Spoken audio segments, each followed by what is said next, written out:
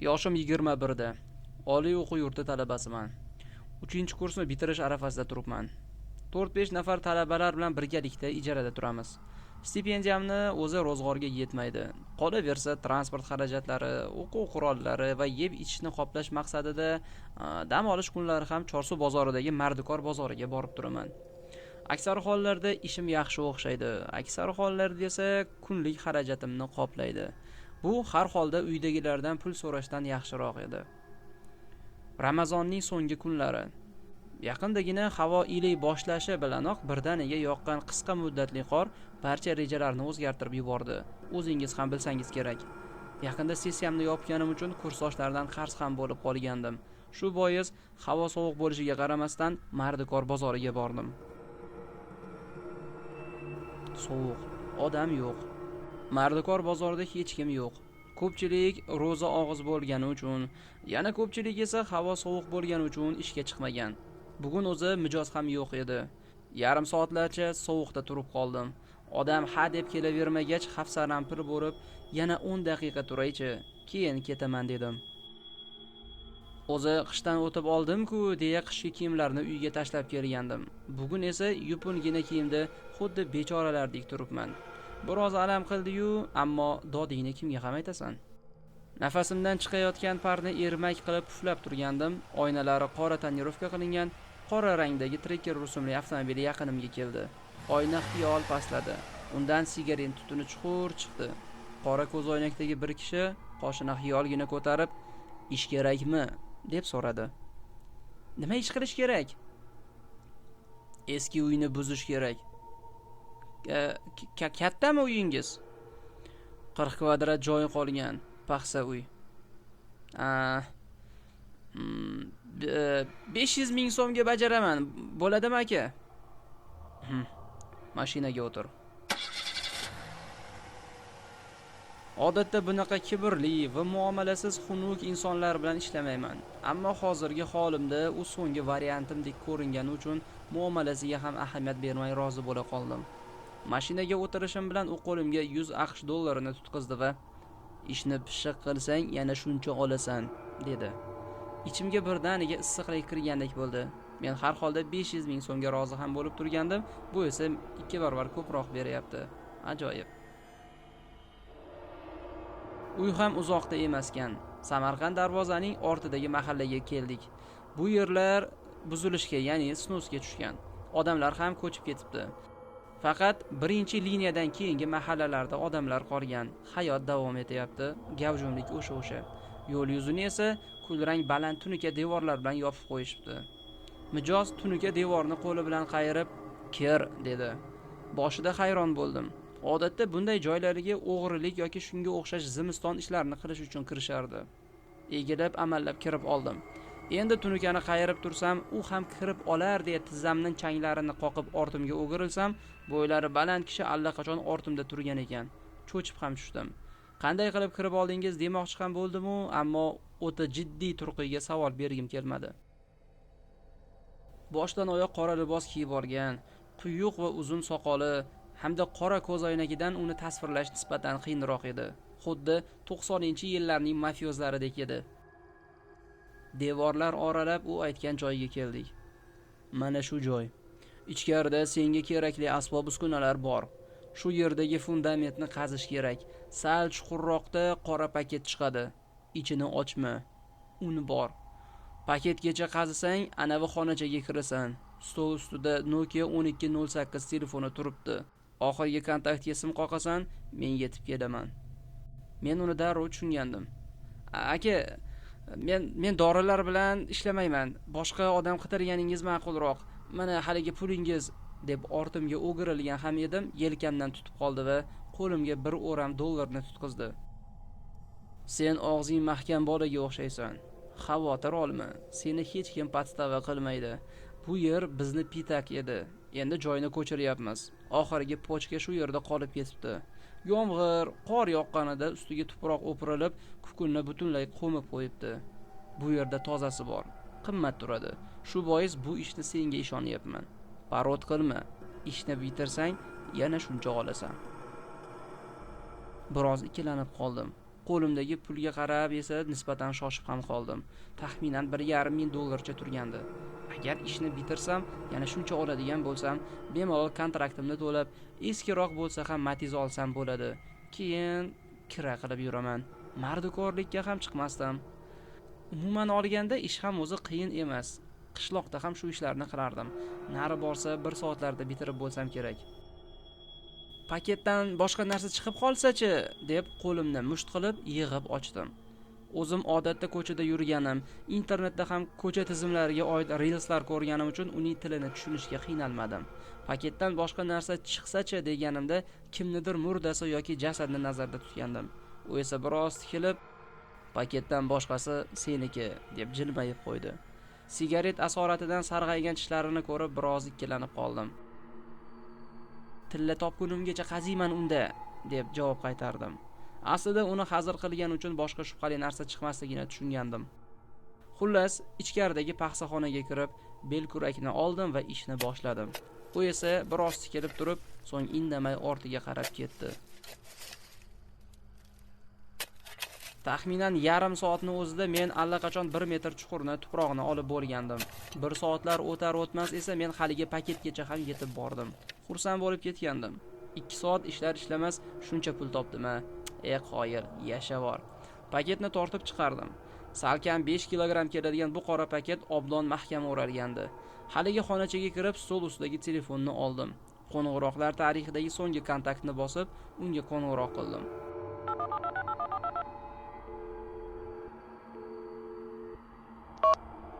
Birpasdami? Ha, keling olib keting. O'zimda yo'q xursand edim. Belkurakni olib paxsa devoriga sanchish uchun nayza kabi uloqtirgandim. Zo'rg'a ilinib turgan devor men qazigan choqga qulab uni tekislab qo'ydi. Endi esa 2 karra xursand edim. Hatto qaziganim ham bilinmay qoldi. Naqadar omadli kun bo'lmasa-ya, endi kimdir pixini sezib kelsa ham meni fosh qila olmaydi deb quvonayotgandim. Devorning qulagan qismi tagida nimadir yaltiraganday bo'ldi. Yaqin borib qarasam 52 raqamli shisha ekan. Sovet davrida 52 raqamli vino bo'lardi. Odatda odamlar qurilish qilishganida devor orasiga mana shunday shisha, ya'ni butilkalarni tiqib, ustidan paxsa g'isht terib yuborishardi. Bu odatni eskilar juda yaxshi biladi. Butilkani qo'limga olib changini artdim. Ichida qandaydir bir taqinchoqni ko'rganday bo'ldim. Hayron bo'ldim. Shishaning og'zi juda kichik bo'ladi.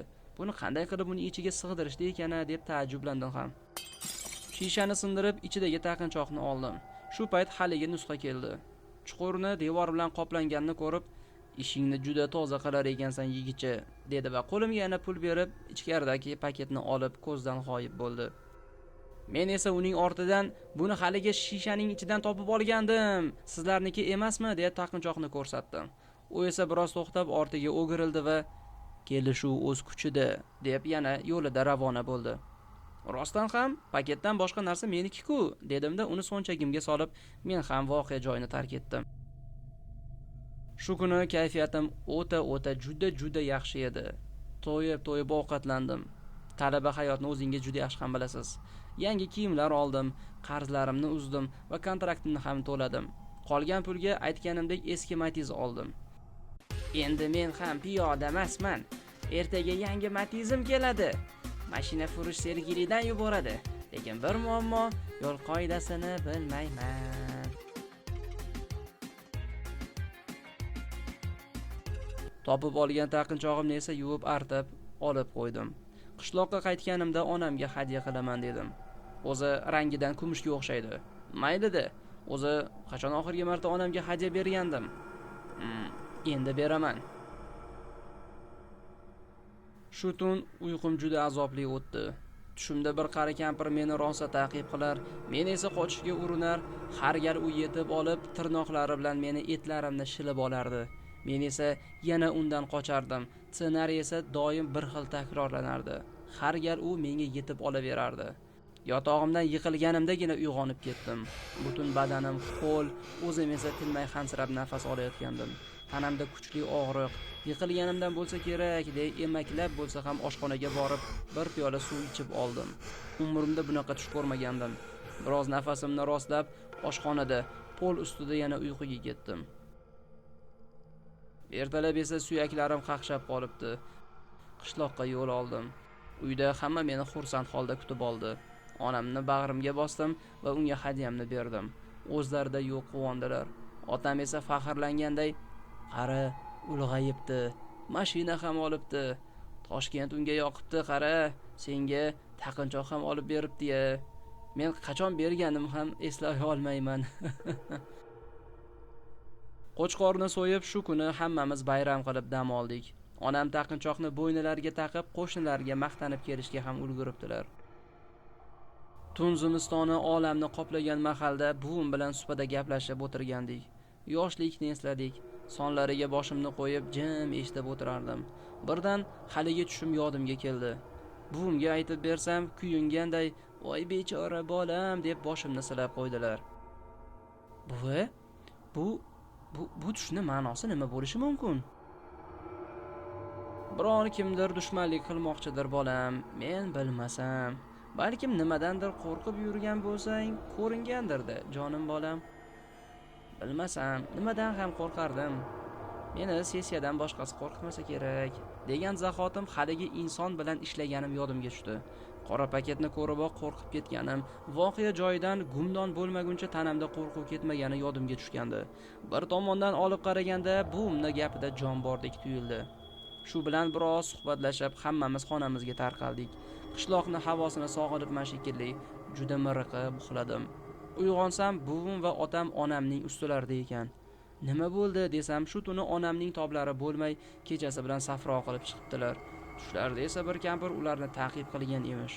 Buvim menga qarab, "Sen ko'rgan tushdan bo'libdi bu ham. Kimdir issiq sovuq qilyaptimikin-a?" deb qoldilar.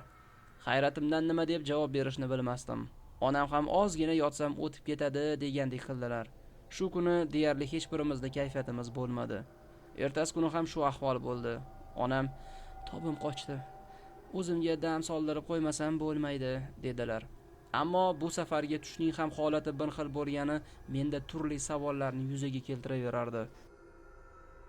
"Ona, dam soldiradigan bo'lsangiz taqinchoq, uzuk va sirg'alarni yechib boring, yaxshiroq ta'sir qiladi" deb qo'ydim. Sodda onam, "Ha, shunaqami? Bilmabman-da bolam" deb indamay barcha zeb-ziynatlarini yechib, ro'molni boshlariga mahkam o'rab chiqib ketdilar. Men esa fursatdan foydalangan holda haligi hadya qilgan taqinchog'imni oldim va uni obdon o'rganishni boshladim. Rasmga olib, ChatGPT ga ham bu haqida so'rov yubordim. Uning javobi yana meni jumboq ostiga qo'ydi. Uning aytishiga qaraganda, bu taqinchoq shajarasi uzoq jodugarlarga tegishli bo'lib, har bir jodugar o'z sir asrorlarini nasliga o'rgatgan edi. Ayni shu taqinchoqni unga meros qilib qoldirgan. Jodugarga xizmat qiladigan jinlar o'zining yangi hojasini aynan shu taqinchoq orqali tanigan ekan. Javobini ostida esa albatta xalq orasidagi satira, afsona deb ham qo'shib qo'yibdi. Yaramas. Unga ko'rgan tushlarim haqida ham yozganimda, taqinchoqqa bog'liqli joyi mavjudligi, xullas, yaxshisi uni olgan joyimga qaytarib qo'yishimni tavsiya qildi. Umuman olganda haqiqatga yaqin javob ham bo'lgandi. Har holda buni topib olganman. Aslan u meniki ham emas. Ammo uni qanday qilib onamga tushuntirishni bilmasdim. Ko'p o'tmay onam ham keldilar. Yengil tortgandek kirib kelibdilar. Otinoyi qilgan nasihatlardan bizga ham ulashdilar. Men esa xayolim joyida emasdi. Gap orasida hijolat-omuz, "Ona, kechiring, sizga hadya qilgan taqinchog'im haqiqiy kumush emas ekan. Meni aldashibdi. Ruxsat bersangiz, shuni olib ketaman. Xarid qilgan joyimga topshirib, sizga tillasini olib bermoqchiman" dedim. Onam o'zlari azaldan taqinchoqlarga qiziqmaganlari bois ortiqcha gap so'z qilmasdan, "O'zing bilasan, bolam" deb qo'yaverdilar. Men biroz xotirjam tortib, taqinchoqni o'zimda olib qoldim. Ammo tabiiyki, shu tunni tonggacha kuzatish juda og'ir kechdi. Yana o'sha tush, yana o'sha kampir, yana o'sha voqelik va yana o'sha og'riqlar. Endi men voqelik aynan shu taqinchoq sabab ekanini yaqqol anglagandim. Sahardan Matiz'ni o't oldirib shaharga jo'nadim. Uzoq yo'l bosib kelar ekanman, Perevalga yetganimda ortimdan kimdir gapirganday bo'ldi. Shoshib ortga qarasam hech kim yo'q. Toqqa chiqaverishdagi bosim sabab xayolimga kelib qolibdi shekilli deb ham indamadim. Magnitolani baland qilib yo'lda ketaverdim. Ammo biroz o'tib magnitola birdan pishillab qoldi. Jahlim chiqib uni o'chirgan ham edim, ortimdan "Men seni o'zimga voris qilaman. degan ovoz keldi. Ortimga o'girilgan ham edim, orqa o'rindiqda eski jo'ldir bir libosda o'tirgan kampirni ko'rdim. Unga nigohim tushishi bilan u qora tutunga aylanib mashina oynasidan uchib ketdi. Vahimadan baqirib yubordim. Sal qolsa rulni qo'yib ham yuborardim. Chetroqda amallab to'xtab oldim. Mashina eshiklari va yukxonani eshigini ham ochdim. O'zim esa mashinadan 15 metrcha chamamdagi uzoqlikdan tomosha qilib turardim. Hech nima yo'q. Mashinalar o'tar, ora-orada signal chalib ketishardi. Atrofga alangladim. Barcha odatiy hayot tarzida. Juda ham ko'p o'ylab yubordimmikan yoki ruhan toliqdimmikan deb o'zimni tinchlantirishga urinardim. Mashinamga o'tirib yana yo'limni davom etdim. Ammo yo'l bo'yi xavotirim aslo arimadi. Magnitoladan umrimda ilk bor Qur'on tilovatini qo'yib ketdim. Ruhim ham, tanam ham taskin topganday yetib bordim. Xonamga kelib joylashdim. Oshxonaga borib, sovuq suv ichib o'zimga kelganday bo'ldim. Kvartirada ham Qur'on tilovatini qo'yib biroz dam olmoqchi bo'ldim. Ko'zim uyquga ketay deganida chiroq o'chdi. Tilovat yangrayotgan kolonkalar ham birdan to'xtab qoldi. Menimcha puli tugagan bo'lsa kerak deb indamay yotaverdim. Shu taxlit ko'zim uyquga ketdi. Ammo tushimda esa yana xuddi o'sha ssenariy gavdalangandi. Men qandaydir bir tog' toshlar ustida edim. Ortimdan bir gala qora qarg'alar quvib kelib, bari bir joyga jamlanganida kampirga aylandi. Men esa undan qochardim. Qocha oxiri tog'ning uchiga ham yetib bordim. Oldimda esa jarlik. U esa ohista kelib meni bo'g'di va "Seni o'zimga voris qilib tanladim. Endi ularning qulisan", dedi. Men jon talvasasida hech kimga qul bo'lmayman, sizga voris ham emasman deganimni bilaman. Bir qo'li bilan meni bo'g'ib turgan kampir qahr bilan meni jarlikdan uloqtirib yubordi. Balandlikdan tushar ekanman, boshim toshga urilishi bilanoq uyg'onib ketdim. Tursam hamma yoq ho'l, peshonamdan esa sovuqqina ter oqardi. Nafasim ham bo'g'zimga tiqilib qolgan, yurak urishi esa haddan ziyod tez edi. Xansiray nafas olar ekanman, buni tagiga yetishim kerak deb xonamdan otilib chiqib ketdim. Samarqand Darvoza mahallasiga borib, shu yerning eng qari insonlarini surishtira boshladim. To'yxona ortida guzar bo'lib, u yerda qariyalar asosan suhbatlashib o'tirishar, choy va kitob mutolaasini kanda qilishmasdi. Guzarda odamlar orasida eng yoshi ulug' ko'ringan kishini oldiga borib salomlashdim. Qalin ko'zoynaklarini kitobga tikkan holda kitob o'qiyotgan inson kitoblardan boshini xiyol ko'tarib menga qaradi. "Nega hovliqasan bolam? Nima bo'ldi?" Siz bu yerda ko'pni ko'rgan kishi ekansiz. Menga mana bu taqinchoq haqida bilganlaringizni aytib bera olmaysizmi? deb unga yonimdan taqinchoqni chiqarib unga ko'rsatdim. Yon atrofdagi qariyalarning nafasi tiqilib, choylarini ichar ichmas, "Bizning ishimiz bor edi, rais. Ketdik", deb hassalariga suyanib qadam rostlay boshlashdi. Haligi rais esa menga jiddiy ohangda "Buni qayerdan olding? Bu senda nima qilyapti?" deb so'radi. Men boshqalar ketgach barini aytib berdim. Xuddi oxirgi umidim haligi nuroniy raisdan edi. Gaplarimni tinglab bo'lgach u so'z boshladi. "Oldinlari bu mahalla shaharning eng hurmatga sazovor joyi edi. Manaman degan qori va olimlar bizdan chiqardi. Ammo guruch ko'rmaksiz bo'lmaganidek bizni ham oramizdan ko'rmak chiqdi. Jamila ismli ayol folbinlikka berilib ketdi. Biz o'sha vaqtlar unga rosa nasihatlar qildik. Kor qilmadi. Oxir oqibat butun mahalla ko'y undan yuz o'girdi. Hatto bolalari ham uni tashlab ketdi. O'limidan oldin esa o'zi mahalla ayollariga yalinib ishini davom ettirishni so'radi. Meni ishimni davom ettiringlar deya shu taqinchoqni ko'tarib yurardi. Ammo bu yerdagilarning ko'pi Allohni tanigan, sehr jodu nimaligini yaxshi tushunadiganlar bo'lgani uchun uning ishini davom ettiradigan talabgor chiqmadi. Shu ayol xorlikda o'z hovlisida vafot etdi. Ammo uni ko'mishga ham bironta mahalla fuqarolari chiqmadi. Hatto qizlari ham kelmadi. Bir nechta qo'shnilar bilan uni o'sha hovlisini yeriga ko'mib keldik. Qo'lidagi taqinchog'ini esa topa olmadik. Uni yashirib qo'yish kerak edi. Bu jodugarlarning vorislik belgisi sanaladi. Unga egalik qilgan inson jodu ilmi bilan jinlarga xizmat qilish kerak deyshardi. Sen buni qanday topib olganingga hayronman. Tushingda ko'rgan kampirni yuz ko'rinishlari biz aytayotgan ayolga o'xshaydi. Menimcha u shu ayol bo'lishi kerak. Hozirgi yoshlarimiz bu sir-sinot haqida bilishmaydi. Eskilar bilan kelishib, buni ularga ham aytmagandik. Ha, tushunarli. Men nima qilishim kerak endi? Bolam, taqinchoqdan qutulishing kerak. Xo'p. Ammo qanaqasiga? Topgan joyingga berkitib ko'r, balkim natija berar. Men aniq bilmayman bu haqida. Agar jur'ating yetsa, uning jasadini kavlab, taqinchoqni unga taqib qo'y. Qayta ko'mib tashla. Lekin u yerlar buzilib ketyapti-ku. Jasadi ham chirib ketgan bo'lsa kerak. Men buni qanday qilaman? Bilmayapman. Yigitcha, savolingga javob berdimmi? A? Savolingga javob berdimmi? Ha.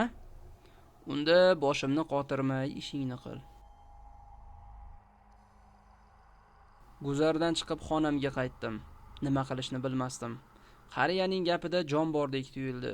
Taqinchoqni o'sha kampirni hovlisiga ko'mib kelaman. Shunisi tinchroq dedimda, yarim tun bo'lishini kutib, yana Samarqand darvozaga yo'l oldim. Telefon fonari hamda belkurakni olib, haligi joyga yashirin kirib bordim. Qanday tarzda qoldirgan bo'lsak, xana shu holatda turibdi. Hatto siniq shisha parchalari ham. Kichkina bir hovlini o'rtasidan qaziy boshladim. Qazishni boshlashim bilanoq qarg'alar qag'illab uchib kelib yig'ila boshlashdi. Men nima bo'layotganini tushunganday bo'lgandim. Ammo hozir qo'rqish yoki qochishga aslo toqatim yo'q edi. Qochganim bilan baribir mana shu tushni o'zim bilan ko'tarib yurishimga to'g'ri kelardi. Men bu tafqillanatdan qutulishim kerak edi. Ter oqsa ham, qo'llarim belkurak zarbidan qavarib ketsa ham qazishdan to'xtamadim. Chuqurroq qaziganim sari tuproq qaynoqlashib borardi. Taxminan 1 metrlarga yetganimda tuproqdan qora tutun chiqa boshladi. Uning taftini shundoqqina his qilib turardim. Oxiri belkurak nimagadir urildi. Ichimda uyg'ongan umid uchqunlari menga quvvat bergandek bo'lib, yanada shiddat bilan qaziy boshladim va axiri haligi kampirning chirib, kul bo'lib yonib turgan jasadiga yetdim. Ko'zlarimdan yosh oqardi. Hayajonlanib turgandim. Yo balki qo'rquvmikin? Aniq bilmasdim.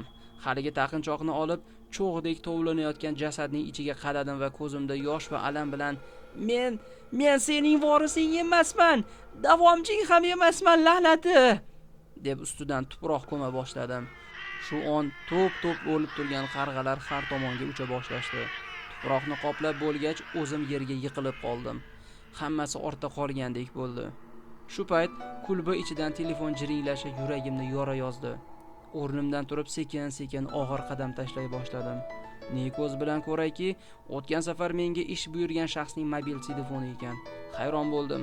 Quvvat ham tugamay qolibdi-da yoki kelib quvvatlab ketganmikan deb ikkilandim. O'rnimdan turib kulbaga borguncha ham mobil telefon ovozi o'chmagandi. Xuddi cheksizlikka qo'ng'iroq qilayotgan abonentga o'xshardi. Telefonni qo'limga olib ham go'shakni ko'tarishga shoshilmasdim. Yurakning dukullashi esa alohida atmosfera. Oxiri nafas yutib go'shakni ko'tarib jim turdim. "Vorislik muborak" degan jumla ketidan qah-qah otib kulgan ovoz yuragimni yora yozdi. Menimcha qinidan ham chiqib ketgan bo'lsa kerak. Mobil telefonni uloqtirib voqea joyidan qochdim. Xonamga keliboq yuz qo'limni yuvdim. Shu tuni ko'zga uyqu kelmadi. Yerkavlab charchaganim o'z ta'sirini ko'rsatibdi shekilli, baribir uxlab qolibman. Ammo shu tunda osuda uxlagandim. Yomon tushlar ko'rmadim. Ertasi kuni yaxshi, ko'tarinki holatda uyg'ondim. Yashashga ozgina bo'lsa ham umid uyg'ongandi. Shu taxlit hayotim o'z iziga tushsa kerak deb o'yladim. Ammo qilgan qabih ishlarim ortidan kelgan mana bu mashmashalarni bariga chek qo'yishim kerak deb to'g'ridan to'g'ri ichki ishlar idorasiga bordim. Bo'lib o'tgan barcha voqelikni boshidan oxirigacha, ipidan ignasigacha aytib berdim. Albatta, taqinchoq va kampir voqeasini emas. Aks holda ular meni telbaga chiqarishardi. Men asosan giyohvand moddalar bilan shug'ullanadigan nusxa haqida aytib bergandim. Idora xodimi tezda maxsus guruh tuzib, voqea joyiga borib taftish qilishdi. Shu kungi kamera yozuvlari asosida uning mashina raqamlari kimga tegishli ekanini ham aniqlashdi. 3 kun o'tib, haligi nusxa ham topildi va u so'roq qilindi. U ham bo'lib o'tgan voqeani barchasini aytib berdi. Mening guvohligimga muvofiq kelgani uchun ishim juda ham osonlashdi. Haligi dorifurush dorilarni tarqatishga ulgurmagan ekan. Yaxshiyamki. Aks holda juda ko'plab oilalarni parokanda bo'lishida hissador bo'lib qolar ekanman dedim. Vijdonim birozgina yengil tortgandi. Tergovchi ham mening holatimni yaxshi tushunib turardi. Jinoiy ishni ochishda ko'maklashganim va aybimga iqrorligim bari inobatga olindi. Sud meni 3 yillik qamoq jazosiga mahkum qildi. Tergovchi bu haqida menga aytgandi. Agar qamoqda o'zimni yaxshi tutsam, 1,5 yilga yetar etmas chiqarishlari mumkin ekan. Men esa pok vijdon bilan o'tirganimni o'ziga xursand edim. Meni yanada xursand qiladigan narsa esa men kechalari tinch va osuda uxlayotgandim. Xullas, mana shunaqa gaplar azizlar. Uyingdagilar nima deyishdi dersiz? Ular ham bu narsani tushunishdi, to'g'ri qabul qilishdi va oxiri ko'nikishdi.